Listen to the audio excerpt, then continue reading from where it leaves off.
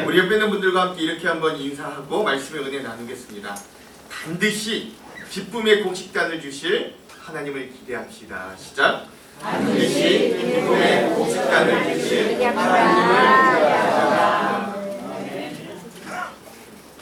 자, 이렇게 한번 인사했으니까 이제 인사 옆 사람 보고 해야 되는데 다시 한번 옆에 분들에게 이렇게 다시 한번 인사드릴게요. 시작. 반드시 기쁨의 다시 옆에 있는 분들에게 시작. 반드시 기쁨의 곡식단을 주신 하나님을 기대합니다. 우리 지난 2주간은 또 가정의 달 어린이주일도 있었고 세대통합 예배도 있어서 우리 룻기 시리즈를 잠깐 멈췄는데 오늘 다시 또 우리 이 룻기의 이야기들을 가지고 함께 은혜를 나누려고 합니다. 2주가 지나서요. 우리 지난 시간의 내용을 좀 잠깐 한번 기억해 보도록 할게요. 자, 사사시대였습니다. 이 사사시대, 룻기라는 책은 사사시대의 흉년으로 인해서 이 베들레헴, 이스라엘에 있는 베들레헴 땅에서 이 엘리멜렉이라고 하는 사람의 가정이 이 너무나도 흉년이 심하니까 이방에 있는 모압 땅으로 그들이 이주를 해서 살아가게 됩니다. 근데 그들의 기대와는 달리 그 이방 땅 모압에서 이 가정은 굉장히 큰 아픔과 상실을 겪게 돼요. 그 모압 땅에서 엘리에셋, 그러니까 이 집의 가장이었던 엘리에셋과 두 아들 말론과 기럝이 모두 죽게 됩니다. 그리고 나서 그 남겨진 시어머니였던 나오미는 이 상실의 시간에 그제서야 고향에서 들려온 소식을 듣게 되는 거예요. 우리 고향 베들레헴에 하나님이 은혜를 베풀어 주셔서 다시 거기에 먹을 것이다. 그리고 그 말에 이 나오미에게는 하나님의 은혜가 기억나게 되었고 다시금 베들레헴 이스라엘로 돌아가서 이들이 이제 삶을 다시금 꾸리려고 마음을 먹습니다. 근데 이제 베들레헴으로 돌아가려고 하다 보니까 그 모압 땅에서 얻었던 젊은 두 며느리 오르바와 룻이 이 마음에 걸리는 거예요. 그래서 그 앞길을 막을 수가 없어서 이 나오미가 그 두 며느리에게 뭐라 그래요? 야, 니네 갈 길로 가.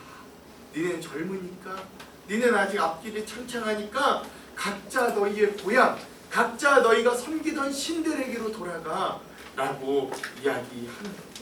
나는 너무 늙었어. 이제 나에게는 소망이 없고 너희가 만약에 나를 따라간다면 너희 인생은 고생만 남을 거야 라고 이야기하는 거죠. 근데 그 두 며느리의 반응이 어때요? 달라요. 각각 달라요. 오르바는 그 말을 듣자 어머니의 그 시어머니의 나오미의 말을 듣자 입을 맞추고 자기의 갈 길로 돌아갔고 또 한 명의 며느리 룻은 그럼에도 불구하고 그 자기의 시어머니인 나오미의 믿음, 나오미의 삶을 어떻게 했냐면 붙쫓았다. 기억나십니까? 붙쫓았다. 무슨 말이에요? 섬기어 가까이 따랐다. 그 사이에 뭐가 들어올 수 없을 정도로 바짝 붙어서 섬기어 가까이 따랐다 라고 말해주는 거예요. 그리고 나서 룻이 이렇게 고백하죠. 내가 죽는 일 외에는 내가 어머니를 떠날 일이 없을 거야. 어머니의 하나님이 누구의 하나님? 나의 하나님이 어머님이 섬기는 그 하나님이 내가 섬기는 하나님이 될 겁니다 라고 이런 믿음의 고백을 하게 된 거죠. 그러니까 하나님도 이 여인의 이 고백, 이 신앙 고백에 주목하시는 거예요. 사실 엄밀히 말하면 이 룻이라는 여인은 이방 여인이거든요. 이방 여인.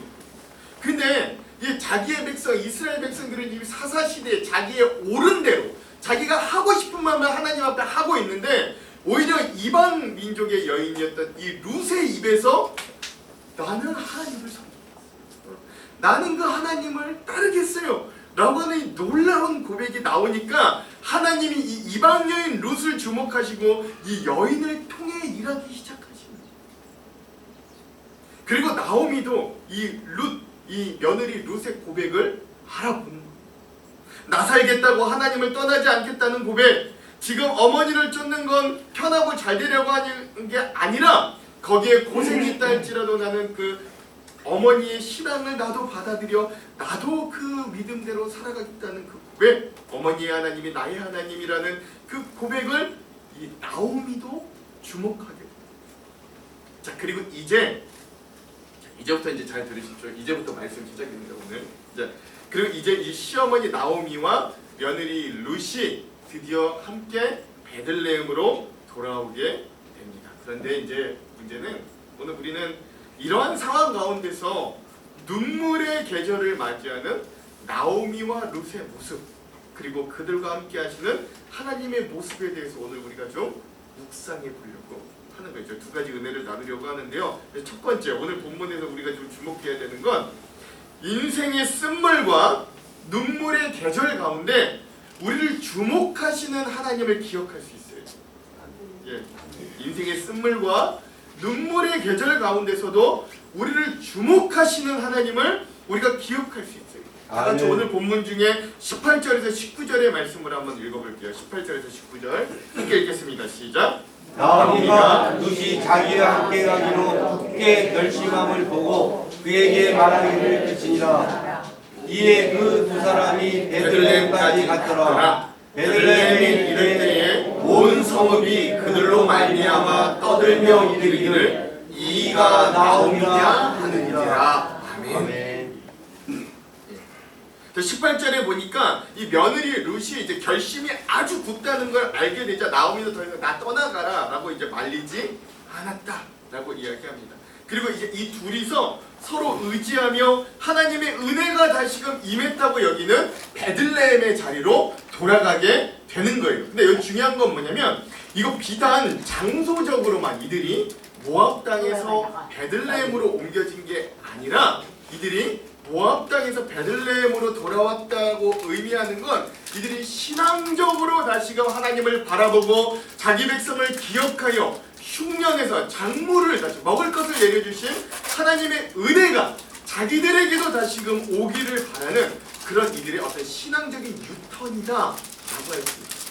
그러니까 몸만 간 게 아니라 우리 마음, 그 신앙도 유턴해서 그 하나님을 향해 다시 가는 길이다 라고 할 수 있습니다. 자, 그렇게 먼 길을 이 두 여인이 돌아오게 됩니다.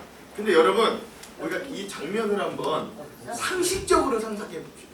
지금 이 나오미와 룻이라는 이 여인이 이 모압 땅에서 베들레헴으로 돌아갔던 그 장면들을 한번 상식적으로 상상해 보세요. 자, 19절을 보면 사람들이 한 10몇 년 동안 그 고향을 떠나 있다가 돌아왔던 이 나오미와 룻을 보면서 뭐라 그랬대요? 일단 온 성읍이 그들로 말미암아 떠들었대. 나오미가 왔대. 근데 그 옆에 있는 그 제 이방 외국 여자는 누구야? 그 며느리래. 막 서로 막 엄청 떠들었댔던 거예요. 근데 이제 문제는 뭐냐면 그 사람들이 뭐라고 그렇게 막 떠들고 수군대면서 뭐라고 이야기하냐면, 야, 근데 그거 정말 나오미 맞아? 왜 이렇게 상했어? 몰골이 왜 그래? 그 남편들이랑 그 아들들 다 어디 있어? 서로 막 수군댔다. 예. 그 사람들의 시선이 좋지 않았어. 남편과 두 아들 다 죽고, 이거 어디서 보지도 못했던 그 외국인 며느리, 이방 며느리 룻만 동행하고 나오미에게 좋은 시선이 갈 리가 없죠. 여러분 또 하나 생각해 보십시오. 이 19절 초반에 보면 이들이 베들레헴에 이르렀다. 글은 아주 이렇게 쉽게 표현하지만 그걸 직역하면 뭐냐면 그들이 베들레헴으로 돌아오기까지 걸어왔다라는 뜻이에요. 굉장히 먼 거리를 생각해 보십시오. 다 망해서 돌아오는 사람이 마차 타고 돌아오려고. 나오미와 룻은 뭐 한 달, 두 달 그 길거리를 터벅터벅 걸어서 돌아왔을 거예요. 사막과 같은 땅들. 그러니까 이 나오미와 룻 두 사람이 그것도 여인의 몸으로 그 광야의 길을 걸어 베들레헴에 도착했을 때 얼마나 꾀지지하고 얼마나 초췌했을까요? 인간적인 모습으로 볼 때 그 두 여자의 모습이 얼마나 초라해 보였을까요? 10여 년 전 처음 베들레헴을 떠나 모압으로 갔을 때는 남편도 두 아들도 있었는데 쫄딱 망한 이 형체로 이 이방 며느리 하나 데리고 돌아온 이 나오미와 그 며느리의 모습이 얼마나 좋아요. 그렇게 힘들고 돌아왔건만, 하나님의 은혜를 기대하며 돌아왔건만, 고향에서마저도 같은 민족과 이웃이었던 사람들이 수근거리고 제가 진짜 나오미만. 그러자 나오미는 결국 이렇게 자신에 대해 울며 사람들 앞에 고백하게 되는 거예요. 다 같이 20절에서 21절 한번 읽어볼게요. 20절에 21절 읽겠습니다. 시작. 나오미가 그들에게 이르되 나를 나오미라 부르지 말고 나를 마라라. 이는 전능자가 나를 심히 괴롭게 하셨음이니라. 내가 풍족하게 나갔더니 여호와께서 내게 비어 돌아오게 하셨느니라. 여호와께서 나를 징벌하셨고 전능자가 나를 괴롭게 하셨거늘 너희가 어찌 나를 나오미라 부르느냐 하더라. 20절에 보면 이 나오미가 이제 나를 나오미라 부르지 말고 뭐로 부르라 그래요? 나를 마라라 불러라 라고 합니다. 이거 우리 잘 모르는데 이 나오미라는 이름 뜻은 기쁨과 즐거움이라는 뜻이 있다는 거예요. 그러니까 우리나라로 치자면 이름이 박기쁨 뭐 이런 거예요. 김기쁨 이름이 이런 거예요. 근데 나 기쁨이라고 부르지. 나 뭐라고 부르라고요? 마라는 뭐예요? 쓴물, 그렇죠? 우리 민수기가 출입기 보면 나오잖아요. 마라는 뭐예요? 쓴물. 나 이제부터 박기쁨 아니야. 나 그냥 박쓴물이라고 부르. 나 박슬픔이라고 부르. 나오면 지금 사람들한테 이렇게 이야기를 해요. 성경에서 이름을 말할 때 단순히 그 이름을 부르는데 그치지 않아요. 그 이름이야말로 그 사람의 본질을 나타내 주는 거거든요. 근데 나오미는 지금 자기를 마라라고 불러. 난 쓴물로 불러라. 즉 나에게는 희망도 가능성도 없는 내 인생은 이제 쓴물이다. 그래서 그래서 우리는 이 남겨진 두 여인의 삶이 고향으로 돌아왔어도 여전히 그들의 삶이 쓴물과 같은 인생이고 눈물의 계절을 지내고 있음을 우리가 어렵지 않게 알 수 있는 거예요. 결국 세상의 풍파를 강하게 맞고 돌아온 나오미는 이제 자기를 마라라 부르라고 이야기한다 라고 하는 거예요. 오늘 우리가 먼저 이 부분에 좀 한번 집중해 보자. 오늘 우리도 세상의 믿음을 가지고 살면서 이렇게 눈물의 계절을 지낼 때가 있어요. 그리고 인생이 너무 써서 내 인생에 더 이상 내가 나옴이라고 하는 기쁨과 즐거움이란 이름은 온데간데 없어진 것 같고 오롯이 내 인생에 이 쓴물이라는 이 쓴 것들만 가득 남았다고 여겨질 때가 있습니다. 하나님은 그렇게 우리의 인생의 쓴물과 같은 시기, 눈물의 계절과 같은 시기를 우리에게 주실 때가 있어요. 도대체 하나님은 그토록 신실했던 이 나오미와 룻에게 왜 이렇게 인생의 쓴물과 같은 시간과 눈물의 계절을 주시는 걸까요? 근데 제가 뭐 그렇게 긴 시간은 아닙니다만 한 10년간 목사로서 목회를 하면서 봤는데 우리는 당장 그 이유를 도저히 알 수가 없어요. 어려움을 당했을 때 당장 빨리 우리는 왜 이런 일이 나에게 왔는가? 우리는 도저히 알 길이 없어요. 오히려 그 이유를 알려고 생각하면 생각할수록 사실 하나님을 향한 원망이 쏟아져 나오기 쉽지 그 정확한 원인에 대해서는 그 당시 그 고통을 받는 순간 결코 알 수 없습니다. 그래서 제가 신앙생활하면서 얻은 비결 중에 하나는 내가 눈물 흘리는 어려운 가운데 있을 때 내가 쓴물과 같은 상황에 있을 때 우리가 도저히 알 수도 없는 알아낼 수도 없는 그 원인에 집착하는 게 아니라 우리 신앙인들은 우리의 눈물을 보시는 하나님을 바라볼 수 있어야 된다. 저는 이게 제 그동안의 목회의 결론이었어요. 그럼 그 원인은 언제 아느냐? 시간이 많이 지나고 난 이후에 하나님이 그 아픔들을 해결해 주시고 하나님이 그 마음을 만져주시는 그 해결이 있은 후에 하나님은 그때 비로소 그 원인이 무엇인지를 알게 해주시더라고요. 그래서 사실 믿는 자들은 내 아픔, 내 눈물의 시간에 원인을 찾으려고 애쓰는 자들이 아니라 내 눈물과 내 쓴물과 같은 인생에 함께 하시는 하나님을 바라보는 사람. 아멘. 우리의 아멘. 순서는 그래요. 위대한 설교자 스펄전은요, 사진 한번 보여주시겠어요? 네. 위대한 설교자 이 스펄전은요, 설교 중에 이런 말을 했다 그래요. 하나님은 눈물을 흘리지 아니하는 자녀를 둔 적이 있는가? 그는 성도들에게 이렇게 물었다 그래요. 하나님은 눈물을 전혀 흘리지 아니하는 자녀를 두는 적이 계시는가? 아니, 없다. 그럼 하나님은 죄 없는 자녀를 둔 적은 있는가? 딱 한 번 있다. 자기의 독생자 예수 그리스도 죄 없는 아들을 두신 적은 딱 한 번 있다. 그러나 하나님은 눈물을 흘리지 않는 자녀를 단 한 번도 두신 적이 없다. 즉 하나님은 죄가 없는 자녀를 두신 일은 있어도 눈물을 흘리지 아니하는 자녀는 두신 일이 없다. 왜? 예수님 자신도 세상에 계실 동안 몇 번이나 우셨다 라고 이야기합니다. 즉 이 스펄전 목사님의 말씀대로 여러분, 우리가 신앙을 가져도 뭐 신앙 없어도 눈물을 흘리지 아니하는 사람은 아무도 없는 거예요. 특별히 우리 믿는 자들이 우는 건 수치와 부끄러움이 아닙니다. 그건 어쩌면 정직하게 하나님을 대면할 수 있는 기회가 됩니다. 그렇게 주님은 우리의 눈물을 귀하게 여겨주시고 눈물 흘리는 우리를 주목하여 주십니다. 네가 눈물 흘리는 이유는 네가 죄를 지었어요. 나는 네가 눈물 흘리는 이유는 내가 너에게 벌을 주어서야. 하나님은 사랑하는 자녀에게 이렇게 말씀하시는 분이 결코 아닙니다. 아멘. 하나님을 믿지 않는 자들이라면 몰라도 제가 여태껏 목회를 하며 성경을 통해 또 나 자신의 인생 가운데 임하셨던 하나님, 또 저와 함께 또 수많은 성도들의 간증과 경험을 통해 만나고 들었던 하나님은 결코 우리의 눈물을 그렇게 평가하시는 분이 아니었어요. 오히려 하나님은 자기의 사랑하는 자녀들의 눈물에 집중하시고 그들의 부르짖음을 들으시고 가까이 하시면서 그 눈물을 귀하게 여겨주시는 거예요. 아멘. 사랑하는 성도 여러분, 저는 우리 공동체 가운데서도 남모르게 울고 있는 심령이 많다는 걸 담임 목사로 너무나 잘 압니다. 너무나 잘 알아요.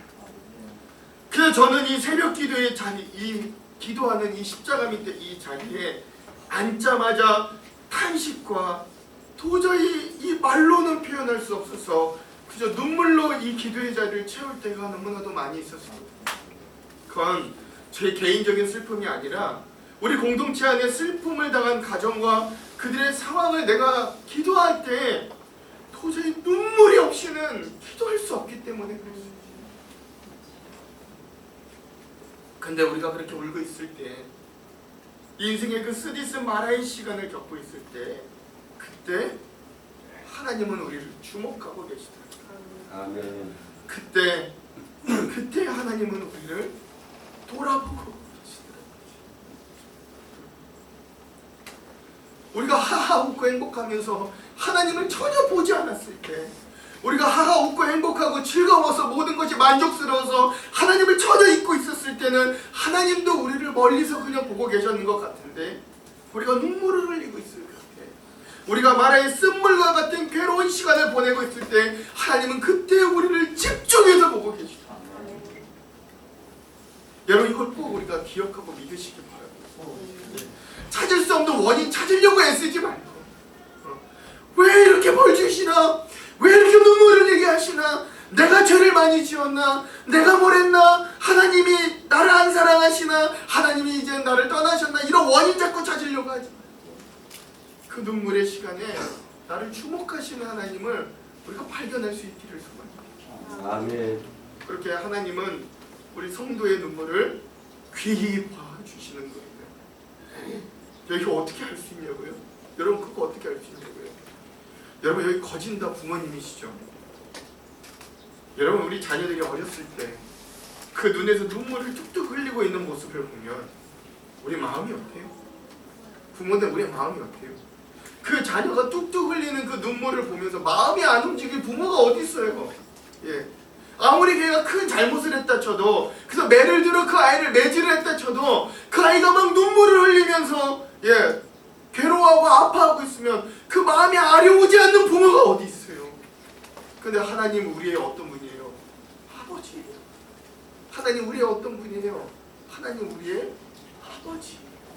우리가 눈물을 뚝뚝 흘리며 인생의 쓴물을 마시고 있는데 어떻게 하나님의 마음이 움직이지 않으실 수 있겠어요?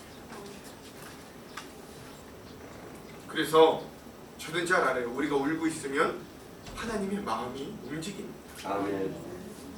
이런 하나님의 마음을 우리가 인생의 마라와 같은 쓴물의 상황에서 이 눈물의 계절 가운데 우리가 꼭 기억할 수 있기를 간절히 소망합니다. 아멘. 제가 더 여러분들에게 은혜를 좀 드리고 싶은데 저는 여기까지밖에 못해요. 그래서 이 눈물에 대한 오카노 목사님이 귀한 설교의 한 부분을 좀 여러분들과 나누고 싶습니다. 한번 잘 들어보십시오. 갈대가 상에서 꺾이면요, 사람들은 아무도 신경 쓰지 않고 밟고 지나갑니다. 꺼져가는 심지는 아무도 신경 쓰지 않습니다. 꺼지든지 말든지 그대로 방구석에 밀쳐놓습니다. 우리가 세상에 살다가 어찌어찌 되어서 그 인생이 40대에 꺾이든 50대에 꺾이든 아니면 젊은 나이 30대에 갑자기 일찍 상한 갈대처럼 꺾여버리고 등잔의 심지처럼 꺼져버리면 얼마나 세상이 야박한지 체험해 보셨습니까? 사람들은 쌀쌀맞게 등을 돌립니다. 비정하게 우리를 밟고 지나가 버립니다. 이게 세상입니다. 혹시 지금 이런 것들을 체험하고 계십니까? 그러나 우리 예수님은 다릅니다. 마태복음 12장 20절에 주님은 우리에게 이렇게 말씀하십니다. 나는 상한 갈대를 꺾지 않는다. 나는 꺼져가는 심지를 끄지 않는다. 주님이 말씀하십니다. 상한 갈대와 같은 우리를 보시고 주님은 이렇게 말씀하십니다. 울지 말라고. 내가 너의 눈물을 씻어주겠다고. 꺼져가는 심지와 같은 우리를 보시고 주님은 우리의 등에 손을 얹으시고 속삭여 주십니다. 울지 말라고. 내가 너를 위로해 주겠다고. 분명히 좋으신 우리의 주님은 울고 있는 우리를 주목하여 주시고 우리의 눈물을 소중히 여겨주십니다. 그뿐만 아니라 울지 말라 하신 다음에 우리의 문제가 어디 있는가를 아시고 때를 따라 필요한 은혜를 그때 적절하게 허락해 주시면서 우리의 눈에 눈물을 씻겨주심을 믿으시기 바랍니다. 아멘. 이 좋은 예수님을 바라보세요. 하나님은 절대 우리의 눈물이 끝나지 않게 하십니다. 할렐루야. 아멘. 욕하는 목사님의 설교를 제가 대신에 여러분들에게 전달해 드립니다. 사랑하는 성도 여러분, 우리 가운데 눈물의 나날을 보내고 계신 분이 계십니까? 그 눈물을 주님이 귀히 여기시는 줄을 꼭 믿고 이 목사님의 말씀처럼 저의 이 간절한 이 고백처럼 여러분 주님 앞에 탐대히 나아가기를 간절히 소망합니다. 아멘. 그리고 절대 낭만하지 마십시오. 세상과 믿지 않는 사람들은 몰라도 하나님 안에 믿는 자들에게 실패는 없는 거예요. 아멘. 그렇죠? 뭐만 있어요? 뭐만 있어요? 성공만 있는 게 아니라 우리 믿지 않는 자들에게 실패는 없어요. 하나님께서 응답해 주실 기도의 제목만 있어요. 아멘. 하나님이 위로해 주실 소망 가득한 내일이 있는 거예요. 아멘. 그렇게 우리의 눈물을 귀히 보시며 우리에게 힘을 주시는 하나님을 기억할 수 있는 저와 여러분들이 되기를 주님의 이름으로 축원드립니다. 아멘. 우리 옆에 놈들과 함께 이렇게 한번 도전해 볼게요. 하나님은 우리의 눈물을 귀히 보아주시고 소망을 주시니 다시 힘을 냅시다. 우리 옆 사람 보면서 시작. 하나님은 우리의 눈물을 귀히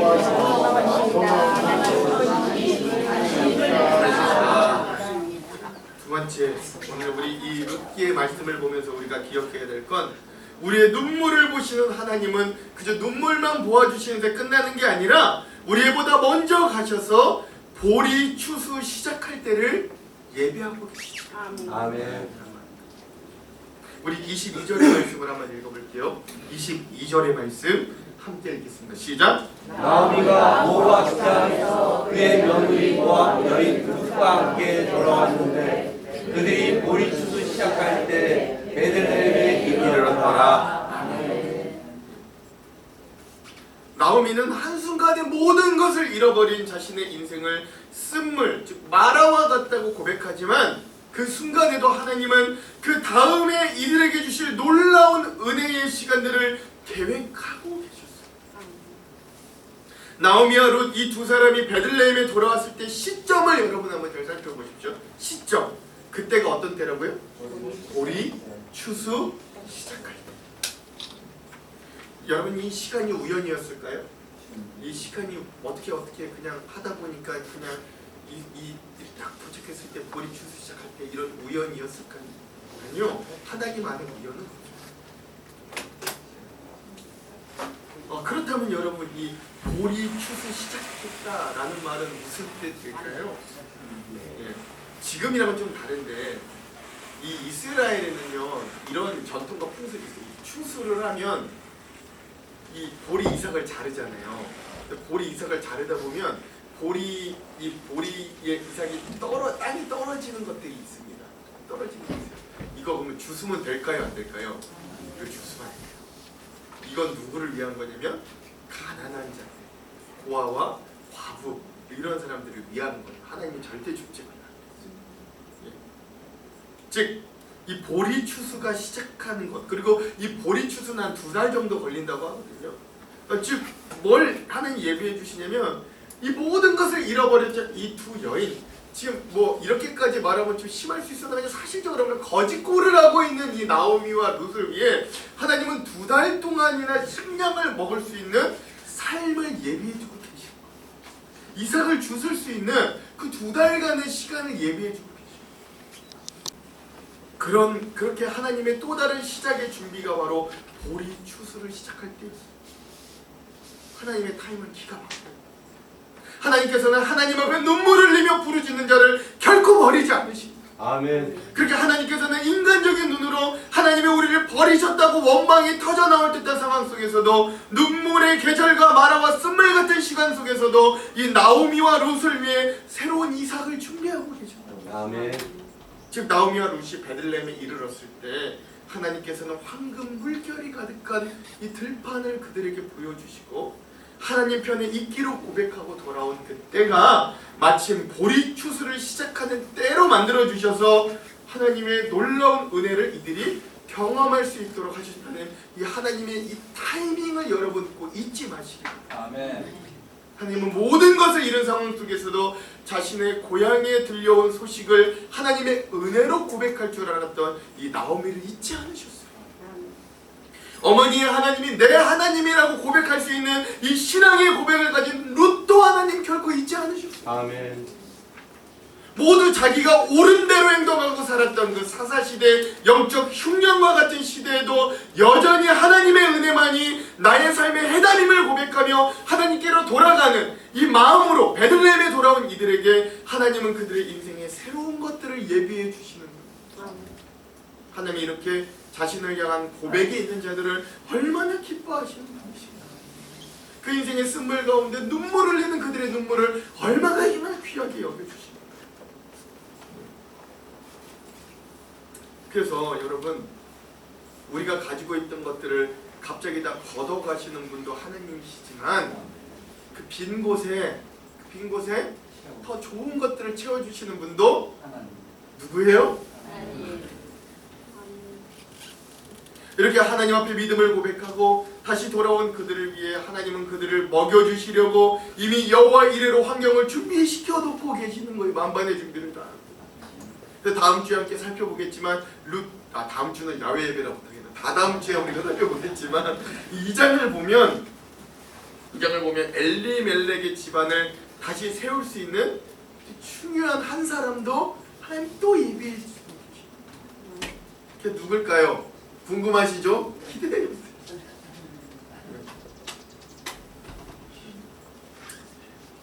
즉 하나님은 언제나 우리보다 한 발 앞서 먼저 가셔서 사랑하는 자녀들의 삶을 미리 준비하시고 그들의 필요와 은혜를 다 예비해 두고 계심을 우리가 이 보리 추수를 시작할 때라고 하는 이 단어에서 고백하고 찾아볼 수 있어요. 또 하나 하나님 우리를 비워두신다는 건 뭘 의미한다고요? 새로운 것으로 채워주실 거다라고 하는 것들도 의미한다라는 걸 기억할 수 있어요. 우리 다 같이 신명기 1장 30절에 33절 좀 길지만 한번 같이 읽어볼게요. 읽겠습니다. 시작. 너희가 나누어지는 너희의 하나님 여호와께서 애굽에서 너희를 위하여 너희 목전에서 모든 일을 행하신 것 같이 이제도 너희를 위하여 싸우실 것이며 광야에서도 너희가 하나님과 사람이 자기의 아들을 안는 것 같이 너희의 하나님 여호와께서 너희가 걸어온 길에서 너희를 안으사 이곳까지 이르게 하셨느니라. 이 일에 너희가 너희 하나님 여호와를 믿지 아니하였도다. 그는 너희보다 먼저 그 길을 가시며 장막하실 곳을 찾으시고 밤에는 불로 낮에는 구름으로 너희가 갈 길을 지시하신 자이시니라. 아멘. 여러분, 이 말씀은 모세가 죽기 직전에 살아가는 이스라엘 백성들에게 유언으로 한 신명기에 처음 뽑은 말씀이에요. 40년 전 불신과 불순종으로 인해 광야를 떠돌아야 했던 그들의 인생이 거의 다 맞춰지고 이제 하나님의 약속의 땅 가나안 땅이 눈에 보이는 시점이에요. 그때 모세는 이 새로운 가나안 땅에 들어가야 하는 백성들에게 방금 우리가 읽었던 이 말씀으로 위로와 격려를 해주십니다. 여러분 생각해 보십시오. 이스라엘 백성들이 그동안 겪어왔던 40년의 광야 생활이 쉬웠을까요? 아무리 만나와 메추라기가 매일같이 내려도 그들의 신발이 40년 동안 하나도 상하지 않았어도 광야의 생활이 그들에게 만만치 않은 삶이었고 매일 눈물로 지내야 하는 고생의 시간이었을 거예요. 광야는 그런 데잖아요.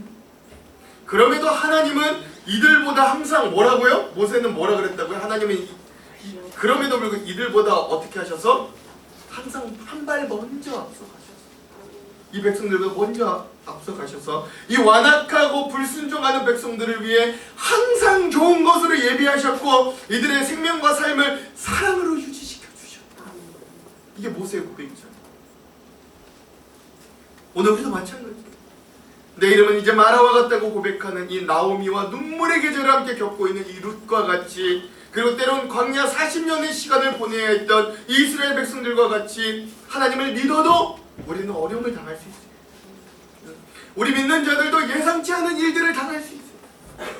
사실 우리가 사는 세상은 우리가 아무리 믿음을 가지고 살아도 이 땅은 진정한 천국이 아니기 때문에 그래요. 죄와 어둠이 지배하는 이 세상 속에 하나님의 백성들도 공중 권세 잡은 어둠의 주관자 사단의 영향 아래 결국 고난과 아픔 가운데 삶을 살아낼 수밖에 없어요. 그러나 그런 우리에게 위로가 되는 건 그럴 때마다 하나님은 우리보다 먼저 가셔서 사랑하는 자녀들의 삶을 친히 준비하신다고 선포하십니다. 아멘. 그들이 광야를 걸어갈지라도 하나님은 우리를 사람이 자기의 사랑하는 자녀를 안고 걸어가는 것 같이 우리를 안아서 그 광야를 걸어가게 하시고, 아멘. 우리가 심지어 하나님을 믿지 않는다고 원망하고 때를 부려도 하나님은 여전히 신실하셔서 먼저 우리가 가야 할 길을 먼저 가서 예비하시고, 밤에는 뭘로? 불기둥으로, 낮에는 뭘로? 구름 기둥으로 우리의 인생을 인도하여 주십니다. 아멘.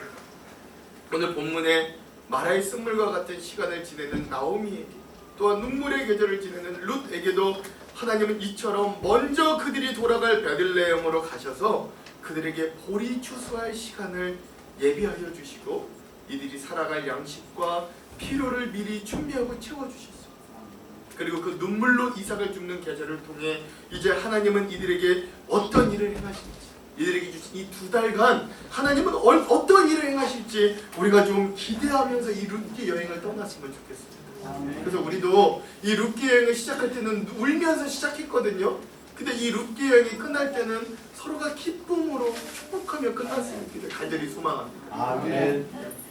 이렇게 우리보다 먼저 가시는 하나님께서는 모든 것을 잃어버린 것 같던 나오미와 룻에게 이 보리 추수를 시작할 때 그 시간을 허락해 주신 것처럼 어둠과 사망, 사단의 권세 아래 여전히 눈물 짓고 있는 우리들을 하나님의 빛의 자녀로 불러주시고, 또 그리고 우리를 자기 자녀로 삼아주신 하나님은 우리가 잘 될 때나 어려울 때나 건강할 때나 병들었을 때나 세상에서 잘 나갈 때나 못 나갈 때나 젊을 때나 늙었을 때나 언제든 우리가 하나님 앞에 가나안 저 천국에 들어갈 때까지 우리의 인생에 먼저 한 발 앞서가 우리의 모든 것을 인도하여 주실 하나님이심을 우리가 잊지 말길 간절히 소망합니다. 아멘. 아멘. 이거보다 더 컸으면 좋겠네요. 아멘. 우리보다 먼저 가신 하나님을 우리가 잊지 않기를 간절히 소망합니다. 아멘. 그러므로 사랑하는 성도 여러분, 오늘 본문에 말씀에 등장하는 이 나오미와 룻과 같이 우리의 인생이 비록 초라하고 보잘것없지만 하나님의 이름을 끝내 부르면서 그 하나님 의지하며 인생을 사는 자들이 결코 그들의 인생은 눈물로 끝나지 않는다는 걸 다시 한번 믿으시기 바랍니다. 아멘. 반드시 거기에는 먼저 준비하신 하나님의 놀라운 열매들이 있다. 우리 마지막으로 시편 126편 5절과 6절의 말씀을 한번 읽어볼게요. 읽겠습니다. 시작. 눈물을 흘리며 씨를 뿌리는 자는 기쁨으로 거두리로다. 울며 씨를 뿌리러 나가는 자는 반드시 기쁨으로 그 식단을 가지고 돌아오리로다. 아멘. 이 고백과 같이 눈물로 뿌리는 자는 기쁨으로 단을 거두신다 하신 것처럼 하나님께서 주시는 위로, 새롭게 준비된 이 보리 이삭의 열매가 우리들에게 예비되어 있음을 여러분 반드시 믿으시고 다시금 우리가 믿음으로 일어설 수 있는 그런 우리 삶이 되기를 주님의 이름으로 간절히 축원드립니다. 아멘. 우리 옆에 있는 분들과 함께 이렇게 한번 위로하고 도전해 볼게요. 눈물로 씨를 뿌릴 때 반드시 먼저 가셔서 열매를 예비하시는 하나님을 바라봅시다. 시작. 눈물로 씨를 뿌릴 때 반드시 먼저 가셔서 열매를 예비하시는 하나님을 바라봅시다. 아멘. 말씀을 마무리합니다. 사랑하는 성도 여러분, 우리 각기의 삶이 다 다르지만 그 삶 속에서 늘 먼저 우리의 삶을 앞서가셔 우리에게 필요한 것들을 예비하시고 눈물과 슬픔 가운데 있는 우리를 위로하시고 그 눈물을 잊지 아니하시는 하나님을 꼭 기억하기를 소망합니다. 아멘. 그리고 이 눈물의 끝은 반드시 기쁨의 곡식당이 있다는 소망도 우리가 끝까지 붙드는 삶이 되기를 간절히 소망합니다. 아멘. 다가오는 한 주에도 우리가 이렇게 눈물의 씨앗을 뿌릴지라도 그 눈물을 귀히 여겨주시고 그 눈물의 씨앗을 통해 우리보다 앞서가서 귀한 열매를 예비하시는 하나님과 함께 다시금 일어나 힘차게 믿음의 삶을 살아갈 수 있는 저와 여러분들 우리 인생이 다 되시기를 주님의 이름으로 축원드립니다. 아멘. 축원드립니다. 아멘.